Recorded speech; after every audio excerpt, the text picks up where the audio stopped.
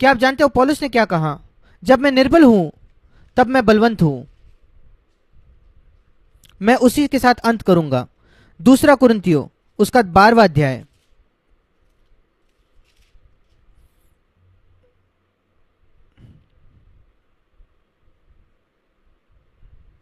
जब पौलुस के पास कुछ अद्भुत प्रकाशन थे और जब उन्होंने बाइबल लिखा और उन्होंने कलीसियाओं को स्थापना की, एक अद्भुत खतरा था उसके सामने कि वो घमंडी बन जाए। कोई भी व्यक्ति जो परमेश्वर के द्वारा बहुत ज्यादा इस्तेमाल किया जाता है, चाहे एक छोटे तरीके से या बड़े तरीके से, वो खतरे में है कि घमंड से भर जाए। यद्यपि आप परमेश्वर के द्वारा बहुत छोटे तरीके से इस्तेमाल किए गए हो, सिर्फ एक अभिषेक प्रचार करके भी जिससे कई लोग आशीषित हुए, सिर्फ आपके जीवन में एक बार कई लोग आपके पास आकर कहे भाई वो अद्भुत संदेश था, एक ही बार अगर ऐसा हुआ फिर भी आप खतरे में हो घमंड के। आप खतरे में हो कि उसी पर आप मनन करोगे अगले 2 दिन तक या बाद में, कैसे प्रभु ने आपका इस्तेमाल किया। तब सोच कर देखिए पौलुस, क्या ही बड़ा खतरा था उसका। उसने कलीसियाओं की स्थापना की, उसने बाइबल लिखा, और वो कहता है उसके वजह से वो खतरे में था, दूसरा कुरिन्थियों 12:7, कि वो अपने आप से फूल जाए, घमंड करने लगे। क्या आप जानते हो अगर परमेश्वर ने आपको कैसे भी आशीष दी है तो एक छोटे तरीके से भी आप खतरे में हो कि आप अपने आप को ऊंचा करो दूसरे विश्वासियों पर जो ऐसे आशीष नहीं पाए हैं। और इसलिए परमेश्वर ने उसे क्या दिया? एक दर्शन नहीं दिया, उसको एक बीमारी दी, शरीर में एक कांटा दिया उसके। और जब मैं इसकी तुलना करता हूं उससे जो मैं गलातियों 4 में पढ़ता हूं, मुझे लगता है कि उसके आंख में कोई इन्फेक्शन था जो उसके पास था, क्योंकि वो गलातियों 4 में कहता है कि उसने गलातियों से कहा, वे तैयार थे अपनी आंखें निकाल के उसे देने के लिए, क्योंकि उन गलातियों ने देखा कि पौलुस के आंख में कुछ गलत था, शायद उसमें से कोई पस आ रहा था या जो कुछ हो, उसके शरीर में एक कांटा था और वो इतना चुभता था उसे। उसने प्रार्थना की, प्रार्थना की, प्रार्थना की। वो कहता है वो शैतान का एक संदेश था। 7वां वचन, शैतान का दूत था। क्या परमेश्वर शैतान का दूत देता है अपने बच्चों को कि अपने बच्चों को वो तकलीफ दे? हाँ, कभी कभी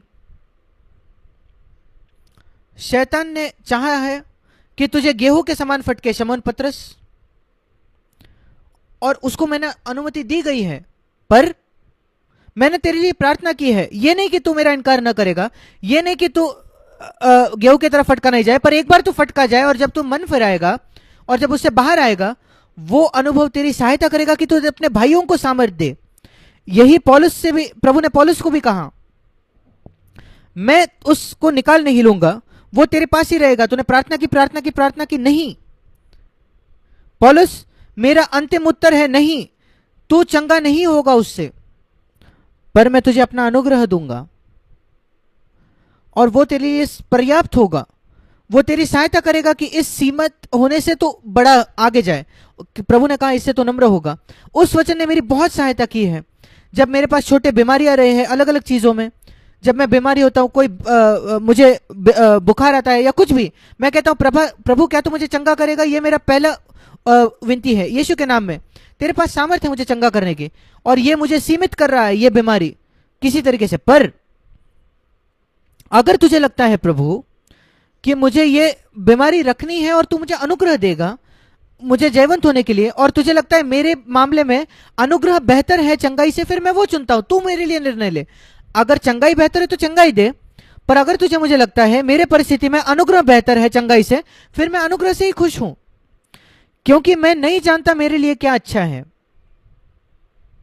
मैं तेरा सर्वोत्तम चाहता हूं, मैं तेरा दूसरी श्रेणी का अच्छा नहीं चाहता।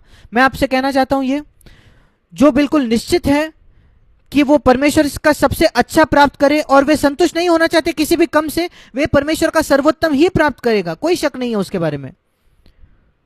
वही मैंने हमेशा अपने जीवन में खोजा है। मैंने कहा प्रभु मैं तेरे मार्गों को नहीं समझूंगा। तूने अनुमति दी है मेरे उलझन होने के लिए, कि मैं बीमार हूं, मैं पीड़ा का सहन करूं। तूने मुझे अनुमति दी कि मैं कोर्ट ले जाया जाऊं धार्मिक लोगों के द्वारा, क्योंकि मैंने उनके गलत शिक्षाओं के बारे में प्रचार किया। 10 वर्षों तक कोर्ट ले गए, मुझे जाकर कोर्ट में खड़ा होना पड़ा अपराधी की तरह। परमेश्वर क्यों अनुमति देता है? प्रभु ने मुझे कहा, मुझे याद है जिस दिन मैं कोर्ट गया, प्रभु ने मुझे कहा डरो मत, धार्मिक लोगों मुझे भी कोर्ट लेके गए थे तुम्हारे से भी पहले, और इसलिए मेरे पद चिन्हों को देखे। प्रभु, मैंने कहा क्या पद चिन्ह है तेरे कोर्ट में? उसने कहा विश्वास के पद चिन्ह और प्रेम के। एक स्वर्गीय पिता में विश्वास, जो सब कुछ देखता है, आपके जीवन को, आपके सिर के बालों को जानता है, और जो चिड़ियों की देखभाल करता है। क्या आपको लगता है तुमसे तुम्हारी देखभाल नहीं करता? क्या होता है? पूर्ण विश्वास। दूसरी बात, प्रेम। अपने दोष लगाने वालों पर प्रेम, उन पर घृणा मत करो, उनसे प्रेम करो। मैंने कहा मैं वो करूंगा, और इसलिए मैंने उनसे हाथ मिलाया उस पहले दिन में कोर्ट के अंत पे। मैंने कहा परमेश्वर आपको आशीष दे। ये यीशु मसीह के पद चिन्ह है, प्रेम और विश्वास। वो कभी आपको छोड़ेगा नहीं, त्यागेगा नहीं, ये निश्चित है। आप हमेशा उसके मार्गों को शायद न समझो। सुसमाचार एक रहस्य है, ये अच्छी खबर है, पर उसके बारे में एक रहस्य है। ये तरीका नहीं कि संसारिक लोग सोचते हैं अच्छी खबर के बारे में, ये उससे बहुत बहुत श्रेष्ठ है। ये एक मार्ग है जिसके द्वारा बीमारी चंगाई नहीं होती और उलझन वैसे के वैसे ही रहती है, और आप कुछ खो देते हो पृथ्वी की बातें, पर आप आत्मिक तौर पर धनवान बनते हो और ज्यादा मसीह जैसे बनते हो। और वो परमेश्वर की इच्छा है, और वो हमेशा आपसे पूछता है कि आप मुझसे प्रेम करते हो इन सारी चीजों से ज्यादा?